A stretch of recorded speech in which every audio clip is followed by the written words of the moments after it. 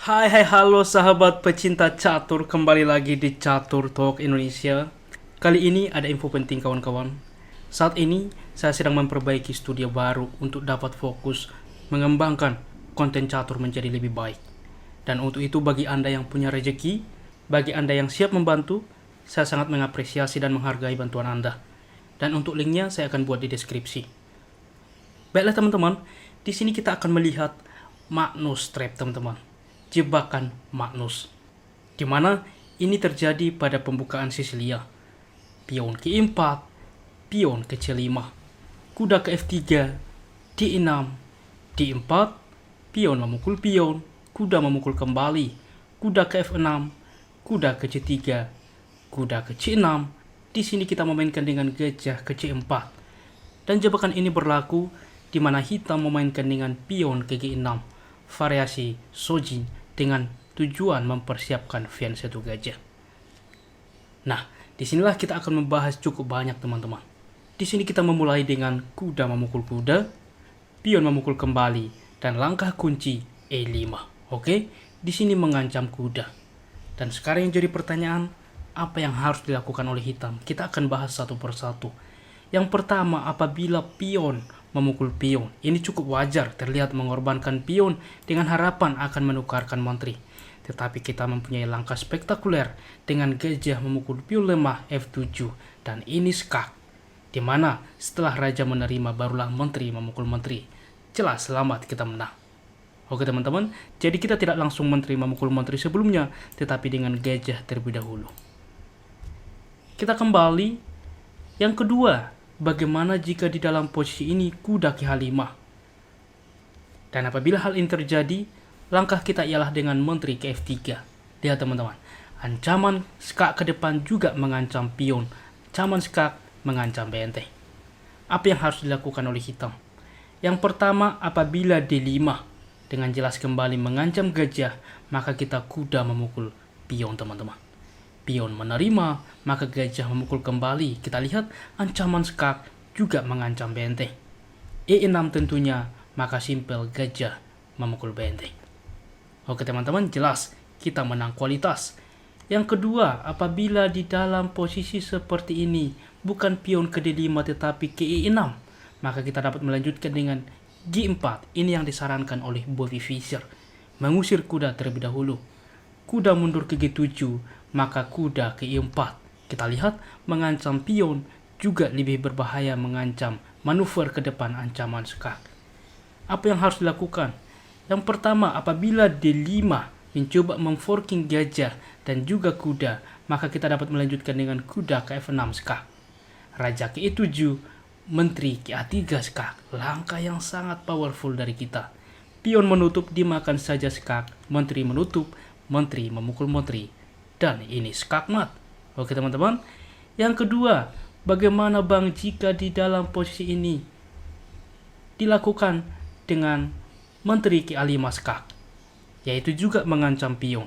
Oke, jika hal ini terjadi, gajah ke D2 teman-teman, mengancam kembali menteri. Menteri memukul pion, kita ada langkah powerful.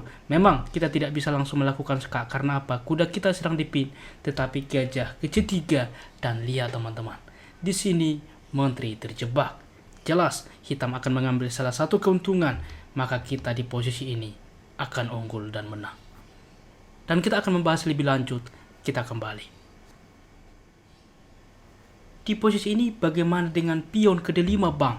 Tidak memukul pion, tidak juga menyelamatkan kuda, tetapi mengancam kembali gajah. Maka kita akan melanjutkan dengan pion memukul kuda teman-teman. Pion memukul gajah, maka menteri ke F3. Langkah powerful dari kita. Keuntungan bagi kita, kita lihat bahwa perwira hitam semuanya masih baris ke-8.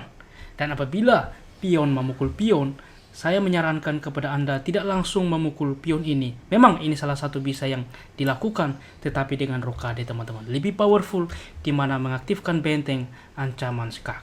Gajah ke E7 juga mempersiapkan rokade ke depan, juga membatasi untuk diskak, maka kita langkah powerful gajah ke H6, langsung mencegah hitam untuk rokade.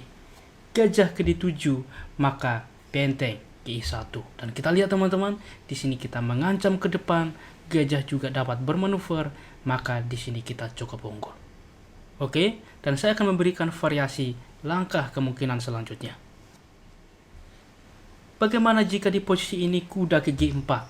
Inilah salah satu langkah yang direkomendasikan teman-teman. Sekarang yang jadi pertanyaan, apa balasan kita terbaik di posisi ini?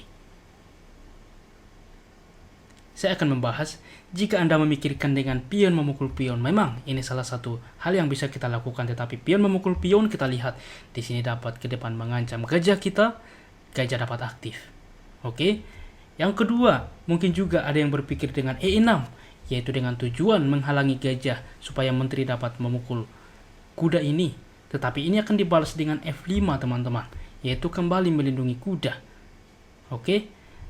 Dan saya merekomendasikan jawaban terbaik ialah dengan gajah ke F4. Dengan tujuan seperti ini, apabila pion kembali memukul pion, maka taktik sebelumnya kita gajah memukul pion skak, bukan langsung menteri memukul menteri, di mana di sini kita akan unggul.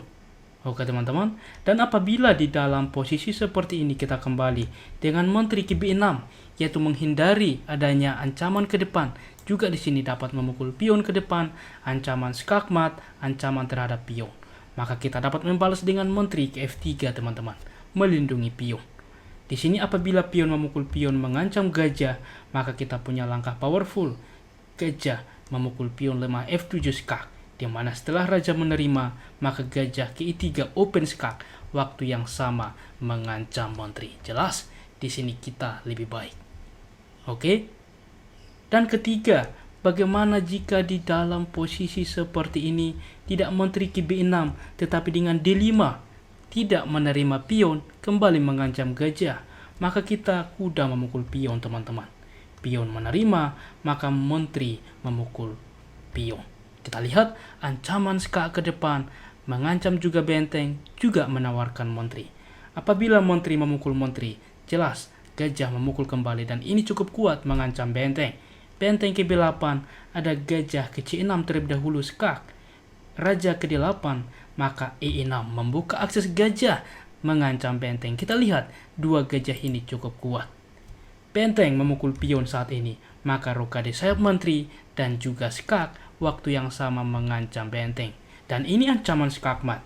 Gajah menutup, maka benteng memukul gajah skak. Raja ke C8, benteng ke C7 skak. Kemana raja melangkah? Apabila raja ke D8, maka akan dilanjutkan dengan benteng ke D1 dan ini skakmat. Dan apabila di dalam posisi seperti ini raja ke B8, maka dapat dilanjutkan dengan benteng memukul pion E7, open skak, raja ke C8, benteng ke E8 dan ini pun skakmat. Bagaimana teman-teman? Cukup luar biasa. Dan saya akan memberikan satu variasi lagi. Bagaimana jika di posisi ini kuda mundur ke D7? Maka langkah juga baik untuk kita memajukan pion. Tetapi saya merekomendasikan dengan pion memukul pion saat ini teman-teman. Pion memukul pion kembali, kita rokade membuka file E ke depan. Gajah ke E7, maka kita langsung gajah ke H6, mencegah terlebih dahulu hitam rokade. Karena apa? Jika hitam berhasil melakukan rokade di posisi seperti ini, maka rajanya cukup aman. Kuda ke E5, pengembangan kembali mengancam gajah, juga melindungi pion ke depan, maka kita gajah ke G7. Mengancam benteng juga mengancam kuda. Apa yang harus dilakukan? Apabila benteng ke G8, maka gajah memukul kuda. Pion memukul kembali, di sini menteri ke F3. Kita lihat ancaman skak, juga ancaman terhadap pion. Sebelumnya kita tidak bisa gajah memukul pion karena apa? Menteri memukul menteri, gajah sudah melindungi menteri, oke? Gajah ke F5 saat ini mencoba menghalangi teman-teman, maka kita menteri memukul pion skak. Gajah menutup, menteri kembali ke F3. Gajah ke F5, maka benteng ke D1. Kita lihat mengancam menteri, menteri ke C8, dan di sini kita G4. Maka gajah ini akan hilang. Lagi-lagi menteri tidak dapat memukul gajah karena menteri memukul benteng, dan ini skak. Oke teman-teman. Dan pilihan kedua kita kembali. Mungkin juga ada kemungkinan dengan benteng tidak langsung berpindah ke G8 tetapi kuda memukul gajah. Maka jelas gajah memukul benteng. F6 saat ini mencoba menjebak gajah. maka benteng KI1 teman-teman langsung juga mengepin gajah.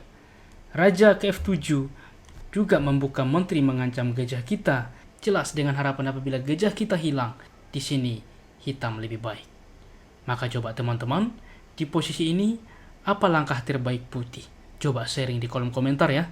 Dan kita akan mengepin bagi jawaban yang benar bagaimana meneruskan variasi ini. Baiklah teman-teman, demikianlah jebakan Magnus kali ini. Dan seperti yang sudah kita ungkapkan di awal video, bagi kawan-kawan yang rela membantu kami untuk mengembangkan studio, silakan klik support channel di deskripsi. Dan jika kawan-kawan suka dengan konten catur seperti ini, mari kita support channel dengan cara like, subscribe, dan share. Apabila ada saran ke depan, jangan ragu tuliskan di kolom komentar, dan kami akan berusaha membuat terkuasan dari Anda. Tentunya mari juga kita support terus percaturan kita Indonesia yang semakin jaya. Salam Catur Talk Indonesia, sampai jumpa di video berikutnya. Keep sharing and keep loving. Bye-bye.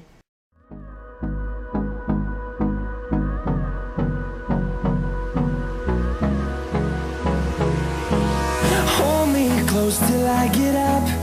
Time is